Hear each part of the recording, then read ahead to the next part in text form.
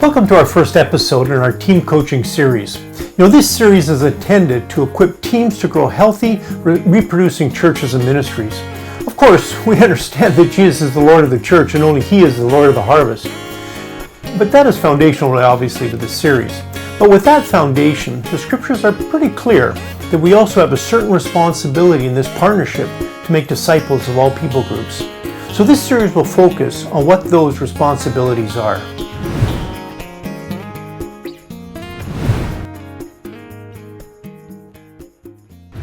Now in this series, there are 5 sections to the leadership team coaching materials. These will be covered in episodes 1 to 12. Now these leadership team coaching episodes will be helpful for the core leaders carrying the main responsibility within the church. They are kind of behind the scenes look at how the sausages are made. Now each of these 5 sections then has 1 or 2 ministry team workshops related to the topic. These are found in episodes 13 to 30 of this series. Now the ministry team workshops are intended for anyone serving within the body of Christ. But of course you can use them however you feel would be appropriate within your context. So in this first episode, I want to discuss how this material can help and equip you in your own ministry. Specifically, we'll discuss what part the wineskins or the ministry forms play in making disciples of all peoples. As we begin, let me share an assumption that I have that it really has been confirmed through my own life and ministry experience, as well as that of our team. If you're following along in the coaching guide, you'll notice that we're on page 1 and 2 for this episode. Now the assumption is this: a healthy church or ministry, just like any healthy organism, will reproduce, it will grow. Now, we cannot manufacture that growth. Only Jesus, as I said, the Lord of the harvest, can do that through His Spirit. But He did tell His disciples and us to pray for workers for that harvest. So this series is all about equipping those workers for the harvest field, that field that we see all over the world today. I think we all could agree that we desire to see a reproducing ministry, a reproducing church. But in order for it to reproduce, it must first be healthy. Like any organism, if a church is unhealthy, it will not be able to reproduce healthy ministries, will it? I would suggest that in order to have a healthy ministry or a church, we need to first have healthy teams and healthy leaders. But where do these healthy leaders come from? My experience has been that the ministries that are most effective are those who develop their own leaders. Instead of just outsourcing this development to the Bible schools and training institutions of the evangelical world, what would happen if we developed our own leaders? This is the process of mentoring and something we will spend some time discussing, as I believe it is foundational to a healthy reproducing church. And over the last 40 years of serving in various corners of the world, I can personally report what you likely already know. God is building His church around the world. Today, as never before, the church is expanding and fulfilling the Great Commission of Matthew 28:19 and 20, to go into our world and make disciples of all people groups. This new wine of the Gospels is expressed through believers worldwide, those who make up the local churches and fellowships of which they are the members. And as we also know, the church was started by Jesus, as I mentioned. He is the head of the church. And as we see in Matthew 16-18, it will not be defeated by any plans of the enemy.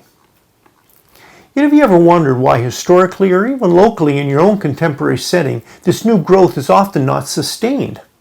In spite of this divine beginning, this new wine, why is it often spilt on the ground and the growth of one generation not sustained into the next? If you've ever wondered about this, you're probably not alone.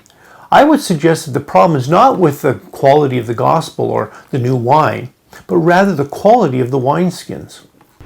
Jesus makes the point in Matthew 9:17 that a wise person does not put new wine in old wineskins.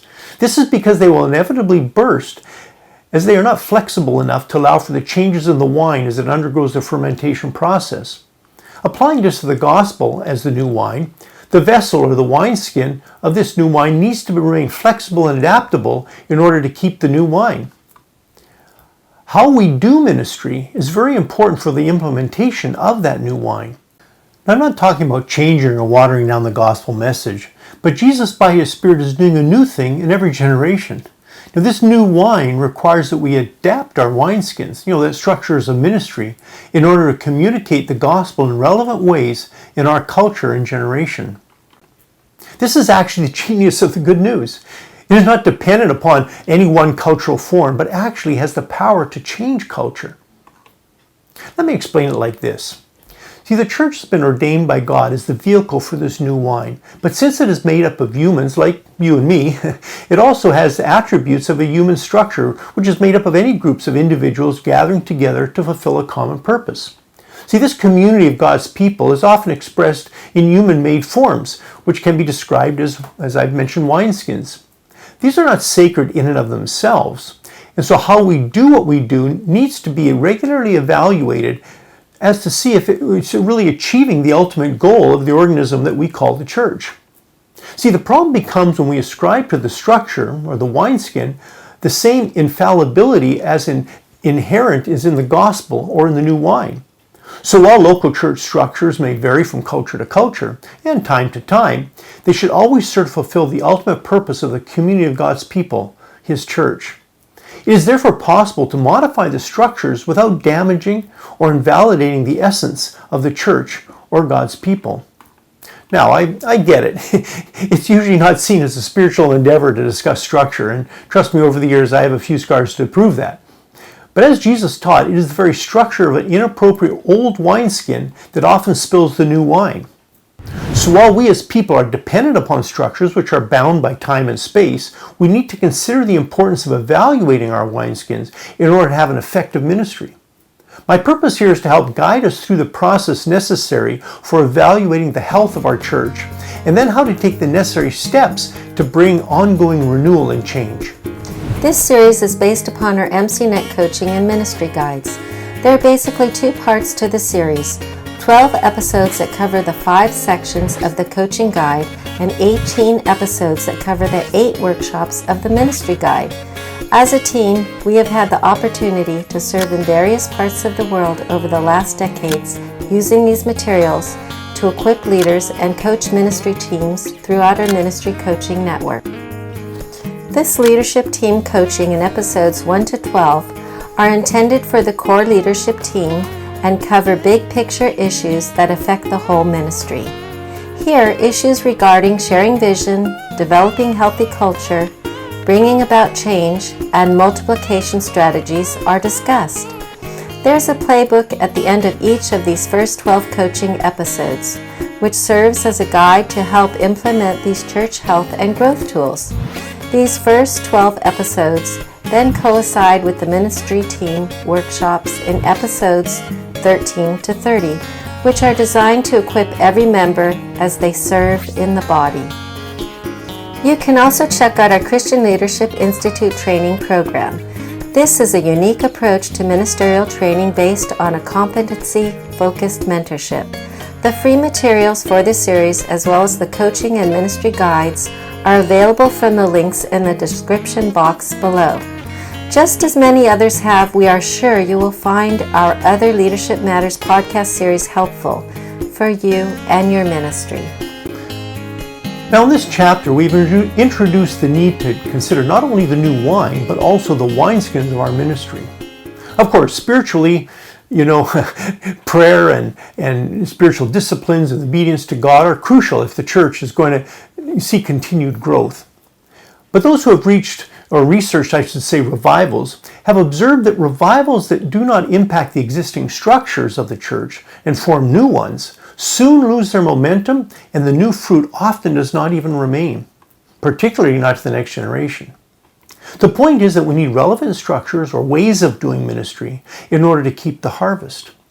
Even a casual stroll through church history shows that a rigid ecclesiastical structure usually limits the future growth of the church.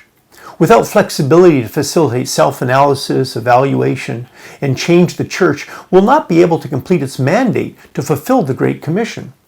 And just to reemphasize, I'm not talking about changing the core of the gospel, but being committed to the unchanging truth of God's Word does not mean we must continue to do ministry the same as we always have done it. God's character is never changing, but the wineskin is never sacred or infallible. Our responsibility as leaders in the body of Christ is to equip the next generation and release each member of the body to fulfill their calling. In order to do this, we need to understand the dynamics at work within a local church, or any group of individuals for that matter.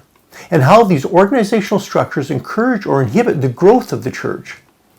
See, these ways of designing ministry are not on the same level of the core of the gospel, but Jesus seemed to be making the point that they are very important. So as we wrap up this episode, let's look at the playbook for this section. Now, to begin with, here are a couple of questions to consider. Before being a change agent for our church, are we willing to change and think in different ways in order to achieve different results? And what is our understanding of structure? Does our church have flexible or rigid wineskins? Now, for each of the sections of this coaching series, we provide ministry team workshops which are designed to help anyone serving in the body apply these principles.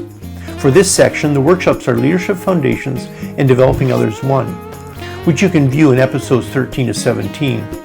These provide tools to help leaders grow in their personal life and calling. Our goal is to reproduce healthy leaders who will then be able to build healthy teams and reproduce healthy ministries. Here, there is only an introductory episode to mentoring, so for the full workshop, check out as well my Mentoring Intelligence podcast series, which covers the content of Developing Others 1 and Developing Others 2. You'll also notice a link to my Finishing the Race podcast, which corresponds to the Healthy Leadership Workshop. The various resources are available in this section, including a cultural intelligence assessment, as well as an organizational cultural assessment. In addition, there's various mentoring assessments.